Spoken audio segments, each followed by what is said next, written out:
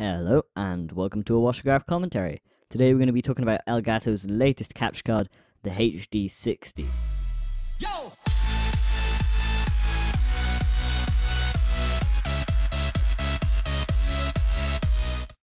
So, what's the difference with the HD60 and Elgato's old capture card, the Elgato Game Capture HD?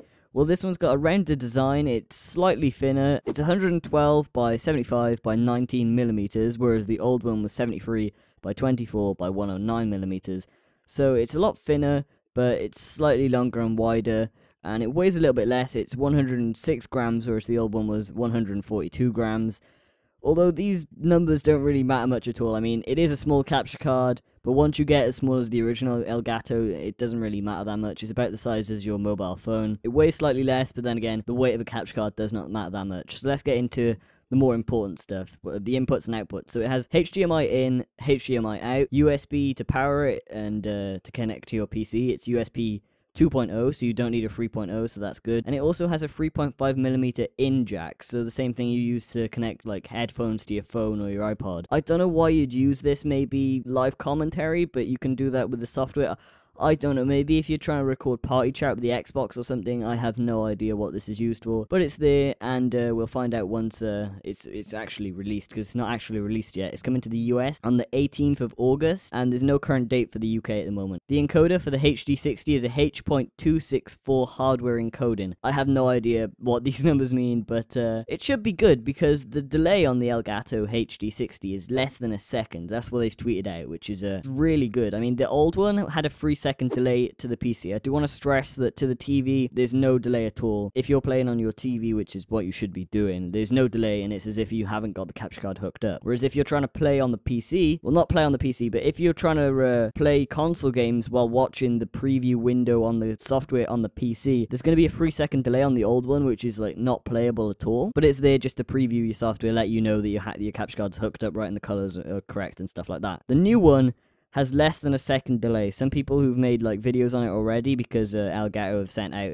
models to some YouTubers to get out reviews quickly, and they said there's about half a second of delay, which is actually playable. You could probably play on the PC preview screen. I wouldn't recommend it. I mean, if you're playing Call of Duty and you're at a half-second delay, you're at a massive disadvantage. But if you're playing like other games that, you know, you're not competitive, like a single-player game, half-second delay is still, you know, it's not as good as if you had none, but it's still playable. I think you could probably get away with that, and it's obviously a lot better for previewing live streams and stuff like that. So what do you get in the box with the HD60? Well, pretty much the same as the old Elgato. You get a USB cable to power it, a HDMI cable. You should already have a HDMI cable, because I'm pretty sure they come with every console now. An Elgato sticker, which is a little bonus, and of course the device itself, the HD60. Now, what devices does this HD60 support? Well, it supports any HDMI source that isn't encrypted with HDCP, such as the PS4 once you've enabled the setting if you have the 1.7 update, the Xbox One, the 360.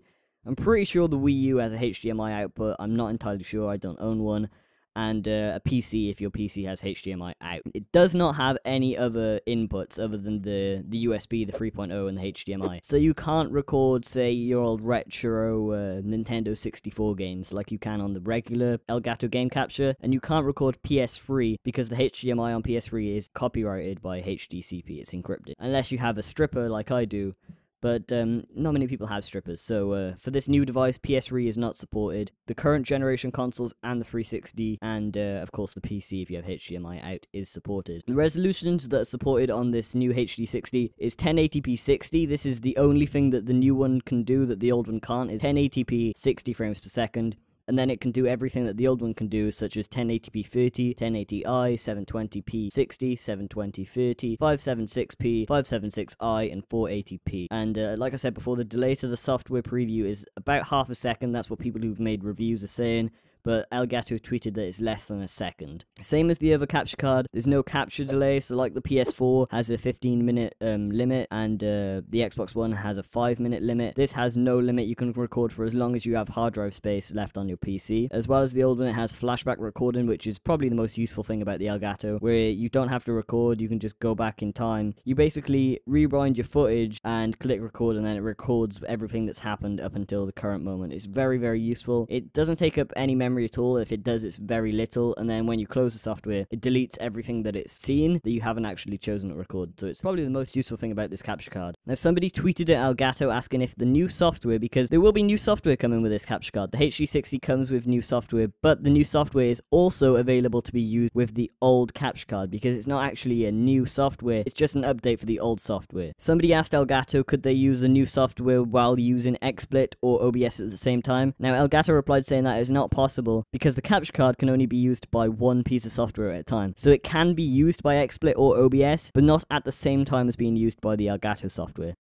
The new update for the software is available on Windows and Mac, so you can use it on both operating systems. However, on Mac, not all features are available at launch. Some will be coming later. So some of the features you will be getting with this new update will you get a better editor. You can have webcam support, so you can put an overlay of your webcam onto your gameplay. You can add overlays like people do for some streams, and some people even do it on their videos. Somebody tweeted at Elgato whether green screen support will be a feature, and Elgato replied, not currently, but that is a planned feature. So if you're somebody who's professional with YouTube or even Twitch, and you want to use a green screen, you can do that. It is possible, just not currently. Same as before, you can record live commentary to a separate audio file. So if you want to go into Audacity and add some effects to it like I do to mine, whether you want to add some boost or compress it a little bit, or if you even want to just delete parts of it or even bleep parts of it, you can do that. And even the simplest things like adjusting the audio levels so that it's the right volume, you can do that in post, which is actually very, very useful. Something I absolutely love about this piece of software is you can record in one resolution while streaming at another. For example, you could record at 1080p while streaming at 720p. So if your internet connection isn't good enough to stream in 1080p, you can stream in 720, but you can still record in 1080p, so your YouTube videos will look even better than your streams do. This is amazing, especially for someone like me who doesn't have great upload speed. I don't think I could even stream in 720p, but for those who can stream 720 but not 1080, this is an amazing feature. Again, with the old software, you can still stream to YouTube, Twitch, and Ustream, and because you can have webcams and overlays and stuff, and even images and music, you can have 9 scenes that you can switch to and from at any time. So if you've seen someone stream and they have something before they've actually started streaming that says like live in a few minutes or be right back or something, you can do that with this software now. You don't need XSplit or OBS, which actually costs you money. You can, I think even DX Story costs you money as well, which is a similar piece of software. But this piece of software is free. You can do the exact same thing. You say live in a few minutes or be right back or come in soon, and then you switch to your gameplay with your overlay and the webcam on it. It looks very professional, very clean, and it's free. You can do it with the Elgato. Very easy to stream PC if you have a HDMI out, and of course very good for the current generation of consoles and the Xbox 360. Like I said before, PS3 is not supported because HDMI on PS3 has HDCP, and you can't use the component or composite cables because the HD60 does not have a composite in or a component in it. It's only HDMI in.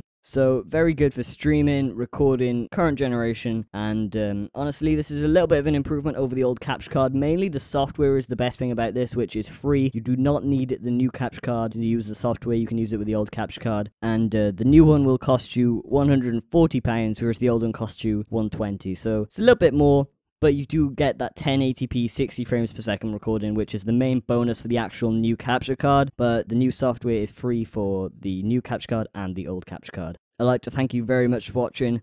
I hope you enjoyed. I hope this was informative. If you're planning on getting a capture card, I recommend getting this new HD60 over the Game Capture HD. Unless you're planning on recording PS3, then I would get the old one because the new one can't even record PS3 unless you get a splitter, which is a hassle to get. Some splitters don't remove HDCP, some do. It's a hassle. So if you're getting a PS4, Xbox One, or even a Wii U, or even if you just want to record 360 or PC, I'd recommend getting this new capture card. It's a little bit more, but you do get that 1080-60. On my old capture card, my Elgato HD, I can record 720-60. It is such a big difference over 720-30, but I prefer recording in 1080p just for that extra quality. But the 60 frames per second is so smooth. There are some people who say that you can't tell the difference between 30 frames per second and 60 frames per second, but if you see the footage like compared together, it's an insane difference. I can't show you because YouTube doesn't allow everyone to upload in 60 frames per second yet. Twitch does. YouTube will be supporting it soon for everyone. Currently, some videos on YouTube are available in 60 FPS. The Battlefield Hardline trailer is 60 FPS. If you search YouTube for 60 FPS videos, you'll find them. They look insane, and that's what this capture card is all about, the HD 1080p 60 frames per second. So that's the video. I hope you enjoyed, and goodbye.